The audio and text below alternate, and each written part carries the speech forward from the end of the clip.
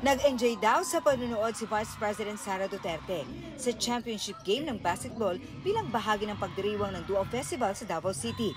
Pagkatapos ng laro, nagpaunlak din siya ng selfie sa mga player. Ito ang unang public appearance ng Vice President simula nang i-anunsyo niya ang kanyang pagbibitiw bilang kalihim ng DepEd noong nakaraang linggo.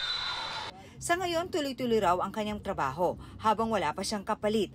Nalulungkot daw siya sa kanyang pagbibitiw sa DepEd. Yung pagpunta ko sa mga schools, pakikipag-usap ko sa mga estudyante at pakikipag-usap ko sa mga guro. Minahal ko talaga yung trabaho ko kaya nalulungkot ako.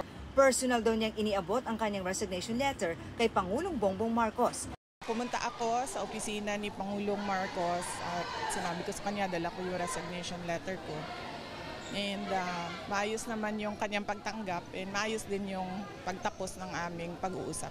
Pero kumusta nga ba ang relasyon nila ng Pangulo? We are still friendly with each other on a personal level. Maayos naman daw siya sa kabila ng samot-saring reaksyon sa kanyang pag-alis sa gabinete. Hindi ko na kinonsider yung reactions ng mga tao. Kinonsider ko lang kung ano yung mas makakabuti para sa Department of Education. Hindi raw niya kinukonsulta ang kanyang desisyon sa kanyang amang si dating Pangulong Rodrigo Duterte. Walang consultation na with the former President Duterte. Sa akin lang yon. Pero may balak ba siyang magbitiw bilang Vice President? Walang discussions about resigning sa Office of the Vice President.